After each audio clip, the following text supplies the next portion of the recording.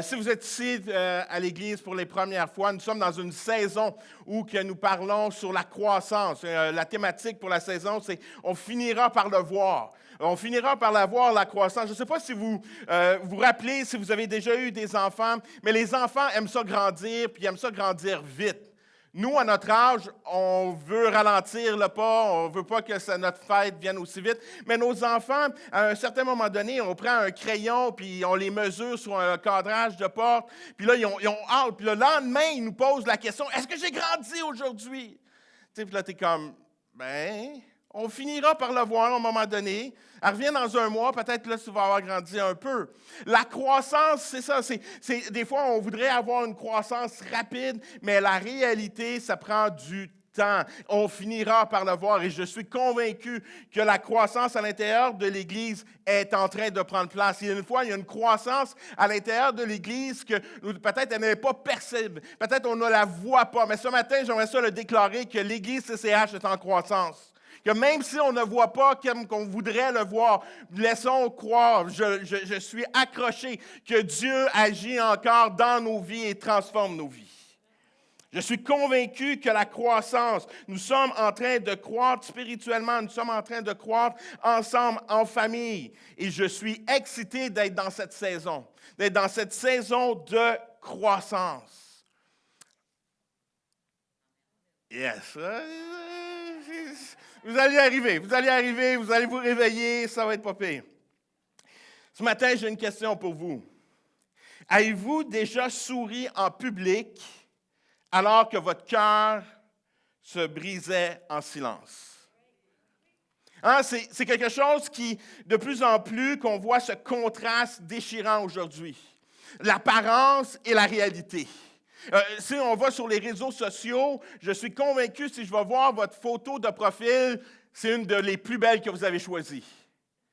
Vous avez choisi une photo où vous êtes souriante, où vous êtes en quelque part sur une plage, où vous êtes quelque chose qui est bien, qui vous représente, que vous êtes heureux. Vous regardez cette photo et puis vous dites « Ah oui! » Les gens regardent cette photo-là, puis ils vous voient en famille, ils voient les images, tout ça, c'est comme « Ah, wow, ça a l'air d'une famille parfaite! » Mais la réalité peut être différente des fois. L'apparence de qu'est-ce qu'on peut percevoir et qu'est-ce qu'on vit, des fois, va être différent. Et ce matin, le texte que nous allons regarder, alors que nous nous préparons pour Pâques, alors que la semaine prochaine, nous allons célébrer Pâques, j'aimerais ça vous amener dans cette histoire où on voit le début de l'histoire de Pâques.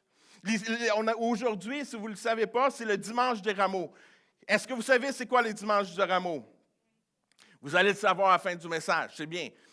Il y a au moins une raison pourquoi vous êtes venus, puis que vous allez avoir quelque chose que vous savez c'est quoi aujourd'hui, les dimanches de rameaux. Le dimanche des rameaux, c'est la journée où la libération, c'est le moment de célébrer Pâques. Et aujourd'hui, on célèbre le dimanche où que Jésus est rentré, alors qu'il est en train de célébrer Pâques, il va rentrer à Jérusalem et le peuple est en train de l'acclamer. Et lui, à l'intérieur, alors que la foule, on va voir dans le texte, la foule est toute excitée, lui vit quelque chose de différent à l'intérieur. J'aimerais ça qu'on puisse lire ce texte alors que nous célébrons ce dimanche des rameaux, ou que c'est une histoire pour moi qui est extraordinaire. J'aimerais ça que vous puissiez tourner dans Luc 19, 28 à 42. Nous allons lire un grand passage, mais on va camper là aujourd'hui. C'est un passage où on va se remettre dans l'histoire de Pâques, dans l'histoire de Jésus, sa rentrée de Jésus à Jérusalem. Si vous n'avez pas vos Bibles, si vous n'avez pas vos tablettes, vos téléphones, ça va apparaître sur l'écran pour le passage, donc vous allez pouvoir suivre avec moi. Après avoir ainsi parlé, Jésus partit en avant sur le chemin qui montait à Jérusalem. Lorsqu'il approcha Bethphagée et de Béthanie, près de la colline appelée Mont des Oliviers, il envoya 2 disciples. « Allez au village qui est en face, leur dit-il. Quand vous y serez arrivés, vous trouverez une petite âne attachée, sur laquelle personne ne s'est jamais assis. Détachez-le et amenez-le ici. Si quelqu'un vous demande, pourquoi le détachez-vous? Dites-lui, le Seigneur en a besoin. Les envoyés partirent et trouvèrent tout comme Jésus leur avait dit. Pendant qu'ils détachaient l'ânon, ses propriétaires leur dirent, « Pourquoi détachez-vous cet ânon? » Ils répondirent, « Le Seigneur en a besoin. » Puis ils amenèrent l'ânon à Jésus. Ils jetèrent leur manteau sur l'animal et ils firent monter Jésus. Et à mesure qu'il avançait, les gens étendaient leur manteau sur le chemin.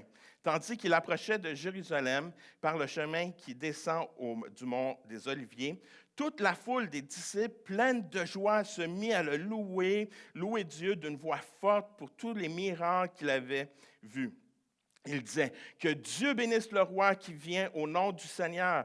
Paix dans le ciel et gloire à Dieu au plus haut des cieux. » Quelques pharisiens qui se trouvaient dans la foule dirent à Jésus, « Maître, fais taire ses disciples. » Jésus répondit, « Je vous le déclare, s'ils se taisent, les pierres crieront. » Quand Jésus fut près de la ville et qu'il la vit, il pleura sur elle, en disant, « Si seulement tu comprenais toi aussi, en ce jour, comment trouver la paix. Mais maintenant, cela est resté caché à tes yeux. » Pouvez-vous vous imaginer la scène?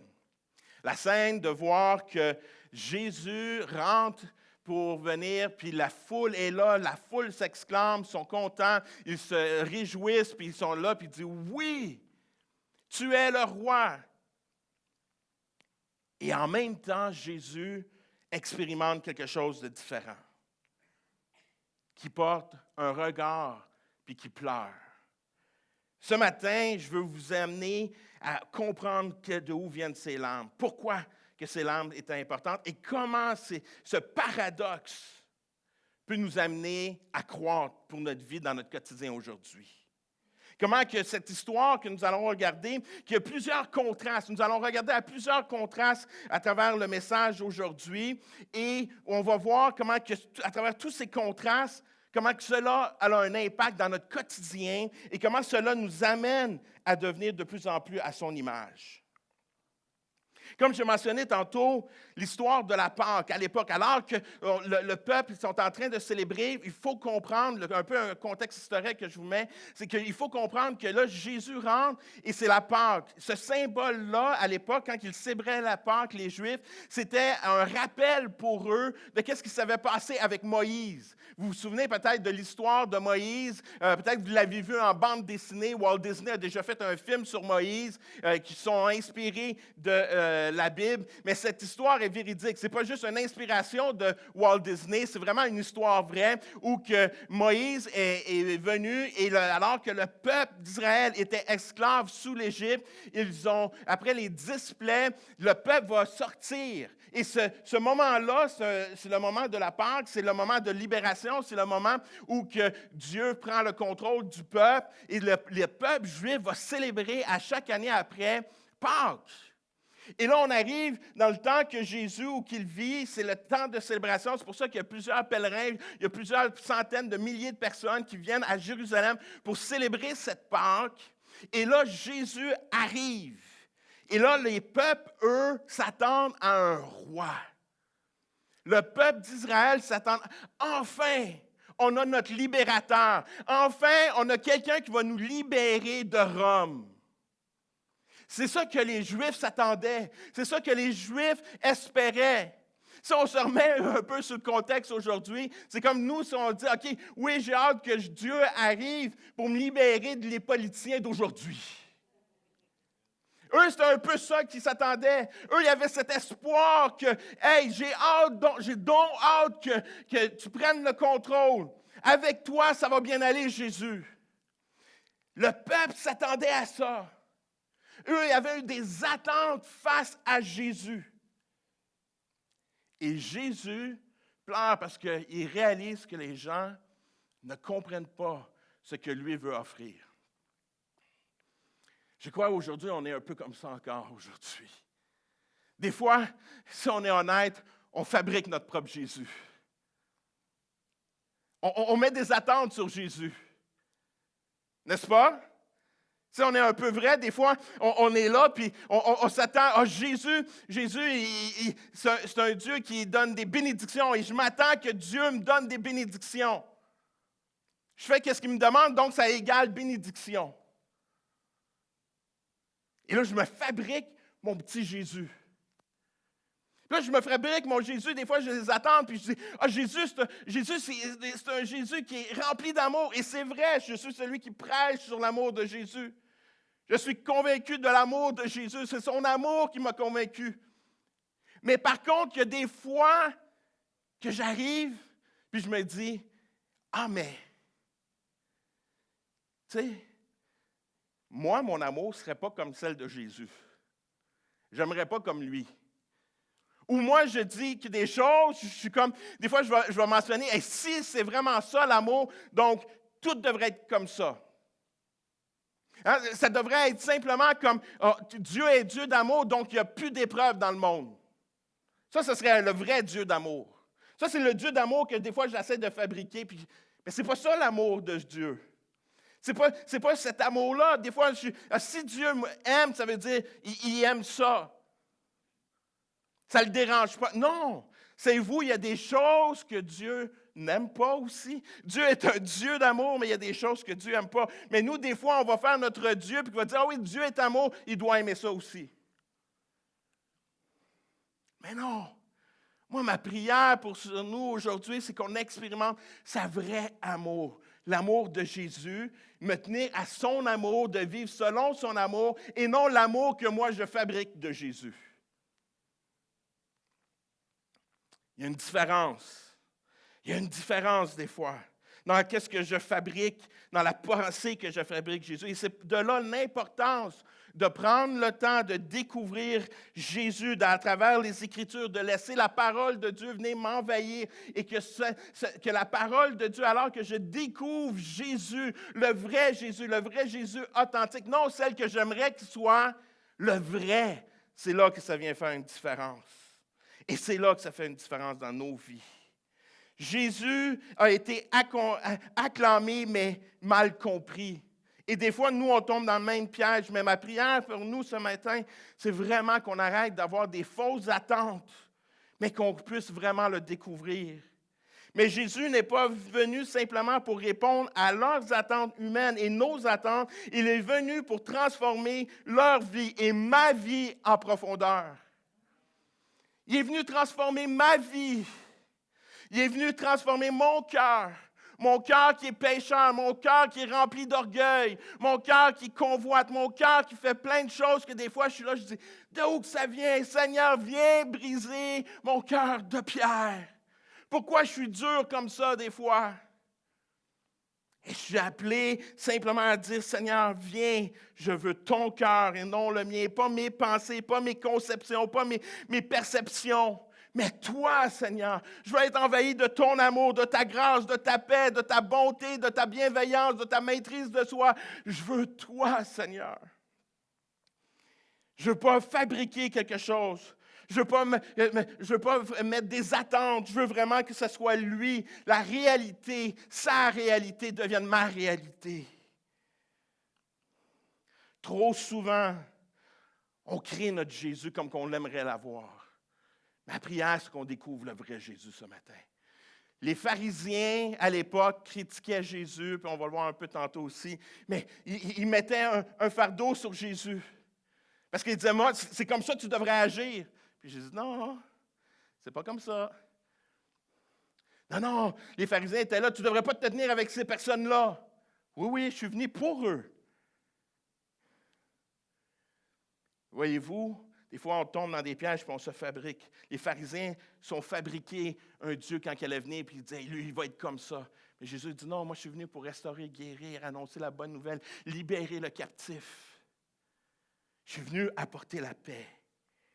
Une paix qui transforme, une paix qui vient faire la différence. Et nous sommes appelés à laisser Dieu agir. Il y a des fois, on se fait des attentes sur des personnes. Je ne sais pas pour vous, mais moi, ça m'est arrivé. Ça m'arrive encore des fois. Je me rappellerai toujours, à l'intérieur de l'Église, Souvent, on peut avoir des attentes, des personnes qui sont au-dessus de nous. Tu sais, des personnes, puis des fois, on va les mettre dans une catégorie. C'est comme peut-être soit des intouchables ou c'est des personnes qui sont comme ouf. Et je me rappellerai d'une personne qui est venue à l'époque au Centre évangélique de Laval, à l'ancienne église où j'étais. Et alors, à ce moment-là, j'étais pasteur de jeunesse. Et on a eu la chance d'avoir un surintendant du district ouest de l'Ontario. Et c'est un pasteur qui avait sous sa charge au-dessus de 200 à 300 églises, si je ne me trompe pas, à l'époque. Que lui qui supervisait, qui prenait soin, qui était en contact avec les pasteurs et tout ça. Donc, c'est une personne qui était comme, wow! Fait que moi, dans ma tête, j'avais déjà dit, quand il va venir, ça va être clair, comme d'habitude. Il va rentrer, il va dire bonjour, il va aller voir le pasteur principal, il va passer du temps avec le pasteur principal, puis le pasteur de jeunesse, bien, regarde, pas grave, c'est le pasteur de jeunesse. C'était comme ça ma pensée, je suis honnête avec vous. C'était comme, hey! Puis là, je me souviens, j'entends son message, et ce pasteur-là, son nom, c'était le pasteur David Shepherd. Et j'étais assis, j'écoutais, je recevais, c'était un message rempli de l'Esprit Saint, j'étais touché, j'étais convaincu, puis j'étais comme, oh man, j'aimerais tellement ça, peut-être juste le rencontrer, mais je dis, j'ai pas de chance. C'est sûr qu'il va juste vouloir parler avec pasteur Patrick, il va prendre du temps avec lui, puis c'est normal, il y a tellement d'autres. Tu sais, c'est comme, hey! Et à ma grande surprise, il est arrivé, il s'est assis. Comment ça va, Éric? Comme ça. Ça va bien. Il commence à parler, à rentrer, me parler dans ma vie, puis dire des choses. Je suis comme, moi, je ne m'attendais vraiment pas à ça. Parce que j'avais mis une façon de voir, j'avais une perception de voir comment il allait réagir avant même d'avoir pris le temps de le contacter, de lui parler. Et c'était incroyable, cet homme-là. Cet homme-là, on était dans un congrès national où on avait au-dessus de 1100 pasteurs réunis ensemble.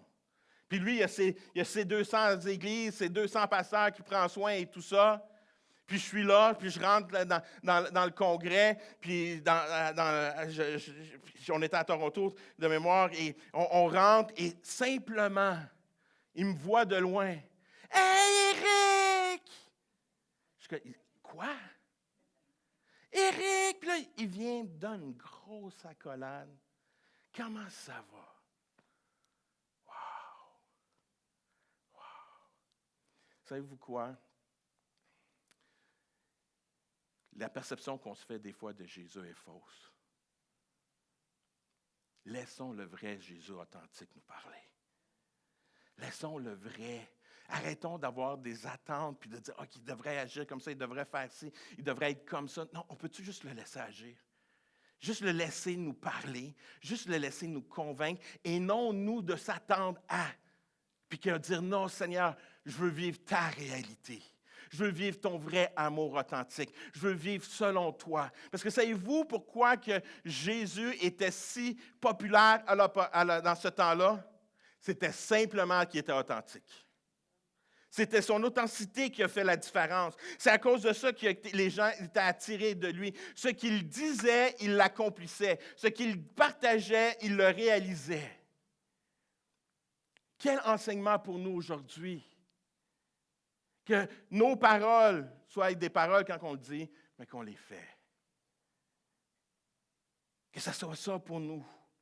De vivre dans cette authenticité, de laisser Jésus venir faire son œuvre et d'expérimenter sa vraie amour. Ce matin, j'ai une question pour toi que tu pourras réfléchir à la maison, que tu pourras prendre dans le temps qu'on est dans cette semaine de Pâques. J'aimerais ça que tu prennes le temps et que tu réfléchisses à cette question qui dit, si je ne cherche pas un Jésus qui me convient, mais le Jésus authentique, comment cela changerait-il ma journée? Comment ça changerait ma journée si je laisserais le vrai Jésus authentique venir faire son œuvre dans moi? Pas qu'est-ce que je crois, mais ce que je le laisse venir faire son œuvre en moi. Alors que je lis les Écritures, puis je laisse, puis je vois qu'est-ce qu'il nous demande, je dis, oh, Seigneur, viens m'imprégner de ça cette semaine. Que je lis sur les fruits de l'Esprit, que Seigneur, laisse-moi que les fruits de l'Esprit puissent venir. Comme toi, quand je te vois sur la terre, comment tu as été animé des fruits de l'Esprit, comment les fruits de l'Esprit sont à l'intérieur de toi. Seigneur, cette semaine, j'aimerais ça les vivre moi aussi. Cela, ça veut dire que ça va vous placer dans des positions où que vous allez avoir l'opportunité de le vivre. Ça veut dire que peut-être tu vas te retrouver dans une position où que tu vas avoir besoin d'exercer le pardon. J'entends pas d'amène. Mais c'est la réalité. Tu veux avoir cette opportunité d'expérimenter la grâce de Dieu, que lui qui t'a accordé, cette grâce que tu ne mérites pas, à cause de ton péché, que cette grâce que lui il t'accorde, qu'il te donne, puis qu'il te donne cette paix. Maintenant, il ne veut pas juste pour toi, il veut que tu la partages. Puis que dans des situations difficiles, il va falloir que tu te laisses animer du vrai Jésus authentique. Et tu vas pouvoir déverser cet amour, ce pardon, cette grâce. Voyez-vous, c'est comme ça qu'on grandit. C'est simplement quand on le laisse agir dans notre vie. Puis qu'on ne veut pas se contenter d'un Jésus que nous, on se fabrique, mais qu'on vit le vrai Jésus. La croissance, comme j'ai mentionné tantôt avec mon illustration avec un enfant, souvent est invisible. Et la croissance, c'est l'obéissance discrète. Une des choses qu'on voit que Jésus, à travers ce texte, fait, qui est toujours en train de partager, de former ses disciples, et c'est un bel enseignement pour nous, alors qu'on lit dans ce texte que Jésus, alors qu'il rentre dans sa mission, est en train d'accomplir le chemin, il s'en va jusqu'à la croix, il continue à demander l'aide de ses disciples. Il demande notre aide, encore aujourd'hui. Jésus a accompli la mission, mais il n'arrête pas d'enseigner ses disciples, il n'arrête pas de vouloir les faire croître, et aujourd'hui, Jésus veut continuer à nous faire croître, et cette croissance souvent est invisible, mais cette croissance est là quand nous sommes obéissants dans le discret. Comme nous avons lu tantôt, Jésus va demander à 2 disciples anonymes. On ne sait pas c'est qui. On ne les connaît pas. Ça peut être 2 des 12, ça peut être des 70, on ne sait pas c'est qui. C'est bien comme ça. Ça met en l'emphase que tout le monde peut le faire. On est tous appelés. On est tous appelés. Jésus va dire, allez au village qui est en face. Quand vous y serez entrés, vous trouverez un anon attaché sur lequel aucun homme ne s'est encore assis. Détachez-le et amenez-le. Ses disciples l'ont fait, comme on a lu dans le restant du texte. Ses disciples ont été obéissants dans le discret, ont demandé d'aller chercher un anon. On lit ça, puis des fois, c'est comme, « Oh, mais il n'y a rien là. » On l'aurait fait. Aller chercher un anon au coin de la rue. On va se remettre dans le contexte. L'époque, qu'est-ce que c'est un anon? Un anon, c'est un animal qui rapportait de l'argent. Un anon, c'était aussi celui qui aidait à faire les champs. C'était un revenu. Juste pour que vous compreniez aujourd'hui. Mettons que Jésus il serait venu aujourd'hui, il nous demande à nous aujourd'hui. Arrive, il dit, Éric, regarde, je te demande d'aller au Carrefour Laval. Tu vas voir, il y a plein de bornes de véhicules, de bornes électriques. Tu vas voir, il y en a un qui est branché. Vas-y, débranche-le, puis ramène-le. Puis là, c'est comme, OK, mais le propriétaire, qu'est-ce qu'il va dire? Fais juste lui dire que c'est le Seigneur. Puis c'est good. C'est good. Puis viens-t'en. Qui le fait? Oui. mais voyez-vous, des fois on lit la Bible, puis on est là, puis c'est comme, ah oui, ben oui, c'est simple. Non, Dieu mettait au défi. Dieu nous sort de notre zone de confort. Dieu nous emmène à faire des choses que habituellement qu'on ne ferait pas. Honnêtement, ça me prendrait beaucoup. Là, je suis comme, OK. Je me dis, dans le contexte, il venait juste de faire ressusciter Lazare. Ça faisait pas longtemps. Fait que tu dis, OK, il a fait ressusciter Lazare, je pense que je suis correct. Mais la réalité, c'est que Jésus fait son œuvre encore aujourd'hui. Nous avons tous été transformés encore par lui, par sa grâce. Et alors que Jésus nous demande de simplement de partager notre foi, qu'on n'aurait pas peur, qu'on n'a pas peur de partager qui nous sommes. Ce matin, on était tellement bénis alors de notre partage en avant, alors que Danica nous partageait sur notre identité. De ne pas avoir peur de partager notre identité, de ne pas avoir peur de partager qui nous sommes. Et elle partageait que cette semaine, elle se faisait poser une question, puis elle disait, toi, t'es de quelle origine? Puis elle dit, ben, je suis québécoise. Puis là, elle expliquait, tu sais, oui, j'ai un peu de haïtien. Puis là, il mettait, ouais, mais il mettait l'enfance. Puis à un moment donné, elle dit, hey, en passant, non, ma vraie identité, elle se retrouve plus en Christ, en Jésus-Christ. Puis elle a partagé sa foi. Nous sommes appelés à partager notre foi et à être obéissants. Je suis convaincu que cette semaine, Dieu va te révéler des personnes que tu puisses inviter. Parce qu'il veut encore, aujourd'hui encore, je crois que Jésus pleure encore. Qu'il voit des personnes qui sont là et qui veulent découvrir sa vraie paix, qui veulent découvrir le vrai Jésus authentique. Pas une religion, pas quelque chose, mais quelque chose de vrai, d'authentique. Et nous sommes encore à son service dans des petits gestes d'offrir une petite carte peut-être. Peut-être d'offrir une petite carte et de dire, hey, je t'invite dimanche prochain, viens découvrir une vraie paix. Viens découvrir la paix, pas que tu vas retrouver dans les choses de ce monde, mais dans la réalité qui va venir toucher ton cœur transformé, qui va faire que tu vas être capable de passer à travers des moments difficiles, les épreuves de la vie, parce que tu vas avoir expérimenté une paix qui ne vient pas d'une paix naturelle, mais d'une paix surnaturelle que Dieu vient faire son œuvre dans ton cœur. Voyez-vous, dans les petits gestes, on est obéissant. Dans les petits gestes, c'est en train de cultiver d'accomplir de plus grandes choses par la suite. Si on est prêt à faire des petits gestes, de traverser la rue, puis de parler à notre voisin, simplement. Si on peut faire juste ça, puis commencer à partager qui nous sommes, de ne pas avoir peur. Qui tu es. Moi, je me rappellerai toujours, alors que j'étais préposé aux bénéficiaires, puis je travaillais de nuit. Et j'étais là, puis j'étais en train de faire une recherche sur mon cours en relation d'aide. Et mon sujet, c'était sur l'homosexualité et tout ça. Et je suis là, puis un des infirmiers arrive. Puis il me demande, parce que j'avais étalé, je travaillais de nuit, fait que j'avais un petit privilège. J'avais ma Bible, j'étudiais, je me préparais. Puis il y a un des infirmiers qui arrive, il dit, « Éric, qu'est-ce que tu fais? » Je suis en train de préparer un travail et tout ça, puis c'est comme, « Ah oui? C'est quoi ton travail? » C'est l'homosexualité. « Ah oui? Tu sais que je suis homosexuel? » « Oui, je sais que tu es homosexuel. » « Oui, je sais. » Plus belle discussion que j'ai eue. J'ai pu partager l'amour de Dieu avec. Puis il dit, « Éric, moi j'ai fait mon bac en sexologie. » Il dit, « Ça te dérange-tu, je vais t'amener des livres? » Il dit, « Emmène tes livres. » Emmène tes livres. Je vais pouvoir prendre tes livres et l'inclure dans ma recherche. Puis on a discuté, puis on a partagé.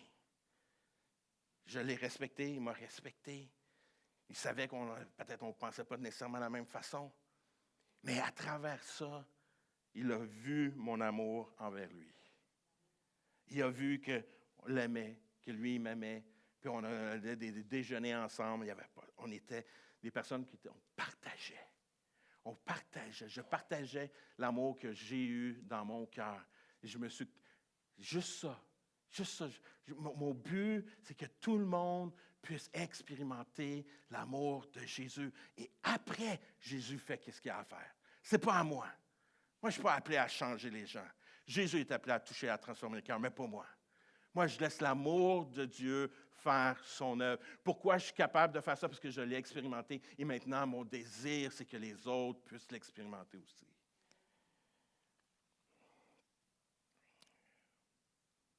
Dans les petits gestes, de ne pas avoir peur, d'être obéissant, d'aller, prendre un pas. Des fois, ça va être de prendre soin de d'une personne qui est en besoin. Des fois, ça va être prendre une écoute, de simplement faire un téléphone. Combien de fois qu'il y a des fois que c'est simplement qu'il y a un nom qui arrive et que je ne sais pas pourquoi, puis je dis, OK, ben, je vais l'appeler, je vais envoyer un texto. Je ne sais pas pourquoi que je pense à telle personne. Mais je crois que c'est simplement Dieu qui parle, puis je vais envoyer. Je suis convaincu que Dieu fait la même chose avec vous. Mais là, vous dites, c'est juste ma voix. Puis là, cette semaine, ça va être encore pire, parce que je suis convaincu que l'Esprit de Dieu va vous mettre des personnes à cœur, puis là, vous dites, c'est à cause qu'Éric a parlé. Là, c'est pour ça. C'est juste, s'il n'avait pas parlé, correct, mais là, il en a parlé, c'est juste à cause que c'est lui. Non, je ne suis pas assez puissant que ça. Dieu nous parle. Dieu nous met à cœur des fois des personnes, puis qu'on est appelé à prier, puis qu'on ne comprend pas, mais je dis, Seigneur, je vais juste prier. Je vais juste prier. Dans les petits gestes, nous allons croître. Nous allons voir la différence dans nos vies. Plus que tu prends un petit pas de foi, tu vois comment que Dieu a agi, mais après ça, tu vas en prendre un plus grand. Tu vas en prendre un plus grand. Tu vas en prendre un plus grand. Puis alors que tu es obéissant, qu'est-ce qui arrive? C'est que tu développes un cœur de reconnaissance. Et c'est ça qu'on voit à l'intérieur. Ces disciples le louent. Tu sais, à l'intérieur de ce texte, on voit les disciples qui sont remplis. Il y a des personnes qui veulent le roi qui va venir prendre soin du gouvernement, qui va vouloir être libéré des Romains. Mais il y a des disciples à l'intérieur qui comprenaient aussi, qui voulaient louer, l'adorer juste lui. Puis tu as une reconnaissance parce que tu réalises qu'est-ce que Dieu t'a donné, qui t'a tout donné au bout de la ligne, qui a donné son Fils pour moi, qui emmène qu'on rentre dans un temps de louange et d'adoration, de célébration. C'est pour ça que nos temps de louange et de célébration ici devraient être des moments toujours où qu'on veut se déverser. On ne vient pas venir expérimenter un show. Ce n'est pas un show qu'on fait ici. C'est qu'on vient et on veut louer et adorer. Maintenant, on veut offrir notre excellence, on veut donner notre meilleur, puis on est toujours appelé à vouloir donner notre meilleur parce que nous sommes conscients que lui a donné son meilleur pour nous. Fait que nous aussi, en d'autres sens, on veut donner et on veut offrir le meilleur qu'on a. Maintenant, nous sommes juste vouloir le louer et l'adorer. Juste de façon sincère, authentique, de réaliser tout ce qu'il a fait dans ma semaine. C'est pour ça que j'aime venir les dimanches, parce que je viens avec un cœur reconnaissant. Je viens avec un cœur reconnaissant de comment que Dieu a agi, comment que Dieu, à travers mes difficultés, à travers les épreuves, a été présent. Qu'aujourd'hui, même dans les moments comme aujourd'hui, présentement, que dans ma tête, des fois, je suis comme « Ah! » Mais Dieu est là. Il y a des fois, c'est ça, Dieu est présent. Puis à cause de ça, je laisse et dis, Seigneur, c'est toi. C'est vraiment pas moi, c'est toi. Et la gratitude, c'est un moteur de la croissance aussi. C'est qu'on est là puis qu'on reconnaît ce qu'il a fait. Comme la semaine passée, Pasteur Laurent en a parlé aussi. Qu'on a cette reconnaissance, d'avoir cette gratitude, que ça a un impact sur notre cerveau. Scientifiquement, c'est marqué, c'est des recherches. Si nous développons cette gratitude-là, ça a un impact sur notre cerveau. C'est la science qui le dit. Mais ça fait longtemps que Jésus nous l'enseigne. Je suis appelé à avoir ce cœur de reconnaissance. Et je me rappellerai toujours, à chaque fois que j'ai eu la chance de voyager et j'ai eu la chance d'aller en Haïti, j'ai eu la chance d'aller à Cuba, et c'est des endroits où il n'y a rien. Qu'il n'y a rien. Tu arrives là, il y a quelque chose qu'eux ont compris que nous, des fois, on n'a pas compris. Je ne vous mens pas, là. Quand je dis qu'il n'y a rien, il n'y a rien. Je me souviendrai un service un dimanche à Cuba, spécifiquement, un dimanche, et on avait des jeunes avec nous, dont Pierre-Luc Janvier, certains vous le connaissez. Pierre-Luc est à côté de moi, puis il est là, puis lui, il est comme, Éric, comment je vais faire? Comment que je vais jouer? Comment je vais jouer du piano? Il manque des notes sur le piano. Il manque des notes. Il dit, je ne le sais pas. Je suis là, puis je le voyais qu'il stressait. Là, il est en train de stresser et tout ça. Puis là, nous, on a fait notre petit moment, on a fait nos 2 petits chants et tout ça. Et après, eux, Ceux qui sont là sont venus. Le pianiste est venu. Je pensais que c'était un ange qui jouait. Pierre-Luc m'a dit comment il fait. Je comprends pas. Il dit la note n'existe pas, puis elle joue. Tu sais, c'était juste comme, ça n'a pas d'allure. Mais eux, le focus n'était pas sur le piano qui manquait des notes, c'était juste sur Dieu. Puis ça jouait. Puis le monde, s'ils ont une raison pourquoi ils pouvaient se plaindre, c'est bien eux. Pas de nourriture, compliqué, puis en cachette. Il a fallu qu'ils construisent leur église en cachette. Parce qu'ils n'avaient pas le droit. Mais quand les gens rentrent là, puis ils louent et adorent, je peux vous dire, il n'y en a pas un qui ne chante pas. Ça loue, ça adore. Et nous, moi, j'étais là, j'ai dit, aïe, aïe. Eux sont dépendants de Dieu et ils ont un cœur reconnaissant. Ils ont un cœur reconnaissant, puis ils sont là, puis ils sont contents. Puis quand ils prient pour la nourriture, ils sont contents parce qu'ils en ont, parce qu'ils ne savent pas quand ils vont en avoir d'autres la prochaine fois. Puis ils disent, merci Seigneur. Merci Seigneur. Ils ont ce cœur reconnaissant. Et nous sommes appelés à vivre cette reconnaissance. Ne nous laissons jamais envahir par toutes les choses, les circonstances. Non, les circonstances, les défis devraient nous amener à vivre encore plus Jésus. Et c'est ça que Jésus, dans un moment où que la foule scandait son nom, lui, il percevait autre chose et son cœur était touché. Et je prie, Seigneur, viens nous toucher comme toi, qu'on puisse avoir cette perception que toi, tu avais à ce moment-là. Un cœur qui était tourné vers les autres. Il n'était pas tourné vers lui, il n'était pas comme « Enfin, j'ai le succès! Enfin, j'ai réussi! » Non, son cœur était encore tourné vers les personnes qui n'avaient pas connu sa paix. Ça devrait être notre cœur à nous aussi. Ça devrait être notre cœur à nous aujourd'hui, alors que nous sommes dans cette semaine de Pâques où on voit ce moment. Mais ça devrait être le même endroit pour nous de réaliser que j'ai encore des frères, des fils, des cousins, des cousines qui ne connaissent pas ta paix, puis que mon cœur devrait pleurer comme Jésus.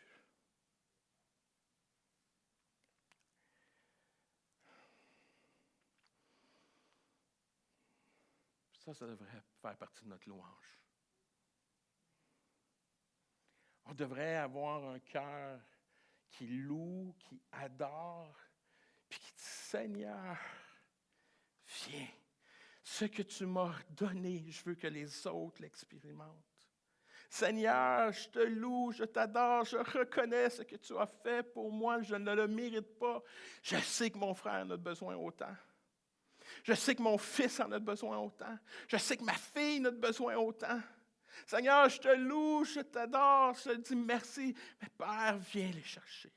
Viens les toucher. Ça peut être notre louange. Ça peut être notre louange ce matin. Que notre louange puisse être tournée vers Dieu puis vers le désir vers l'autre. C'est ça le cœur de Jésus. On prie, Seigneur, je veux ton cœur, mais ce matin, je vous dis, c'est quoi son cœur? Son cœur, c'est les autres. Les personnes qui n'ont pas expérimenté la paix encore, ceux qui n'ont pas expérimenté sa grâce, il veut, puis il pleure, puis il dit, Seigneur, qu'ils puissent expérimenter, Seigneur Dieu. Je suis prêt à aller jusqu'à la croix pour qu'il expérimente cette transformation, Seigneur, que c'est juste lui qui peut apporter. Je suis prêt à aller à la croix. Je vais aller à la croix pour qu'il puisse l'expérimenter. Est-ce que ça peut être notre louange ce matin? Est-ce que ça peut être notre louange ce matin? De simplement vouloir faire, dire Seigneur Dieu, prends la place. Dans ces moments-là, il y a eu de l'opposition, puis on va toujours en avoir. Les pharisiens étaient là pour détruire. Les pharisiens étaient là pour critiquer.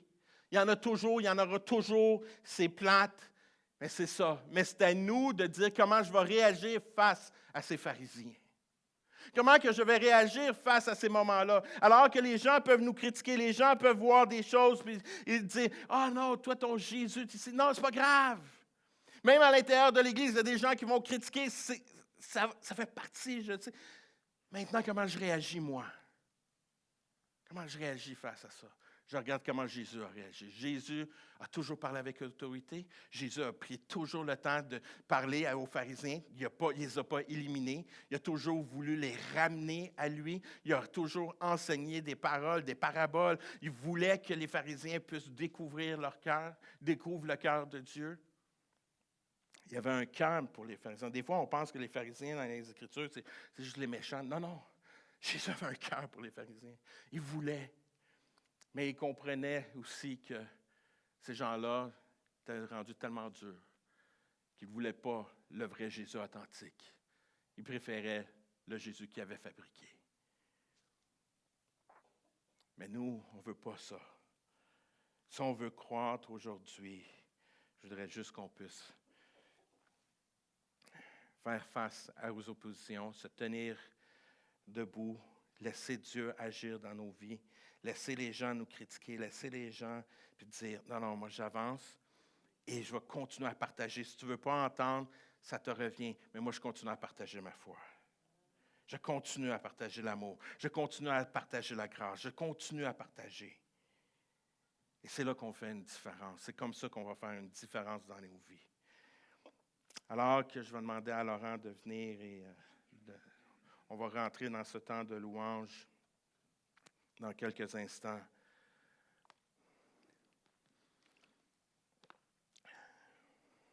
Voyez-vous, ces larmes que Jésus a versées, ces larmes révèlent son cœur pour ceux qui souffrent, sa compassion pour ceux qui ne le reconnaissent pas, ce qui donnerait la paix. Jésus veut donner la paix aujourd'hui. Jésus veut donner la paix aujourd'hui. Je crois que nous sommes appelés à expérimenter ces moments-là, à vivre ces moments où que Dieu veut se révéler de façon fraîche. Il y a un mot que j'aime beaucoup en hébreu que j'ai déjà prêché dans le passé. Pas en hébreu, en grec, excusez, qui est un mot qui représente le temps. Dans le grec, il y a deux mots qui vont parler du temps. Il y a le mot chronos, qu'on connaît comme chronomètre et tout ça, qui dicte le temps. Mais il y a un autre mot qui dit kairos. C'est des moments favorables. C'est le temps. C'est un temps précis. C'est un moment, une opportunité. C'est un moment précis qu'on peut avoir. Voyez-vous, je crois que Israël, à ce moment-là, il y avait un moment qu'ils ont manqué. Ils ont manqué en partie qu'est-ce qui allait arriver, qu'est-ce que Jésus voulait leur offrir. Il y avait un temps favorable à ce moment-là. Mais Israël a manqué ce temps, a manqué cette visitation, a manqué ce temps. Ma prière pour nous, qu'on ne le manquons pas aujourd'hui. Qu'on ne manque pas ce moment. Qu'on puisse le saisir. Qu'on puisse le saisir, ce moment-là qui nous est offert et qu'on expérimente la paix. Peut-être tu es ici aujourd'hui puis tu vis des situations. Peut-être tu es comme cette personne, tu es rentré dans ce lieu, tu avais un sourire, tu disais bonjour à tout le monde, puis ça va bien, mais en dedans, tu vis un moment difficile. Ce matin, j'aimerais ça te dire que tu as un moment kairos, tu as un moment favorable où que tu peux expérimenter la paix dans ta vie. Dans les moments difficiles, dans les moments de circonstances, les épreuves que tu vis, que tu te poses des questions, je sais que Dieu veut te donner la paix ce matin. Tu vis des choses dans ton couple, Dieu veut te donner la paix ce matin. Tu vis des choses dans ton lieu de travail, Dieu veut te donner la paix ce matin. Il a tout fait pour que nous puissions l'expérimenter. Il a été jusqu'à la croix pour qu'on puisse expérimenter cette paix. Ce matin, qu'on ne manque pas ce temps favorable. Qu'on ne manque pas ce temps favorable et qu'on puisse simplement laisser Dieu agir. Jésus n'a jamais cherché l'ovation. Jésus n'a pas cherché une parade. Il a toujours cherché le cœur. Son désir est de nous réconcilier avec le Père pour qu'on puisse expérimenter cette paix. Ce jour-là, Il a été acclamé, mais incompris, loué, mais ignoré, présent, mais rejeté. Et malgré cela, il a continué son chemin jusqu'à la croix par amour pour nous, pour que nous puissions expérimenter cette paix. Pour qu'on puisse expérimenter cette paix. Que ce matin, que je puisse briser toutes les façons, mes perceptions que je peux avoir fait, mes conceptions de Jésus et de simplement laisser le vrai Jésus authentique, rempli d'amour, rempli de justice, rempli de gloire, rempli de pardon, qui puisse venir faire son œuvre dans ma vie. Dire, Seigneur, je rouvre mon cœur, je t'accueille aujourd'hui. Prends la place, enlève mes fausses conceptions, enlève mes pensées. Seigneur, je veux t'expérimenter toi. Je veux t'expérimenter seulement que toi. Viens et fais ton œuvre dans ma vie ce matin. Viens et fais ton œuvre. Seigneur, on a besoin de toi. Que ce soit notre prière aujourd'hui. Qu'on ne veuille pas s'attendre à autre chose que Jésus vienne faire son œuvre dans mon cœur. Que ce matin, que la seule chose que je désire, viens et fais ton œuvre. Alors que nous allons rentrer dans ce temps de louange et d'adoration ce matin, je prie qu'on puisse simplement s'abandonner, qu'on rouvre, qu'on le déclare, alors que Laurent va nous conduire dans ces chants, que ces paroles que nous allons chanter, Seigneur, qu'on puisse vraiment les déclarer, comprenant que Jésus est mort à la croix pour moi, qu'il m'aime, il a restauré ma relation avec mon Père céleste, je suis en communication avec lui, l'Esprit Saint est là, il vient, il fait son œuvre dans mon cœur, me façonne, me transforme, me guide, me dirige. Et l'Esprit Saint me dirige où? Vers le Père. Et que ce matin, je laisse l'Esprit de Dieu faire son œuvre. Qu'on puisse le louer et l'adorer ce matin. Qu'on puisse s'abandonner ce matin. Et que cette semaine soit une semaine où qu'on saisit toutes les occasions que Dieu nous donne pour le servir. Comme ces 2 disciples anonymes. Puis qu'on voit Dieu agir dans nos vies et dans les vies des personnes qui nous entourent.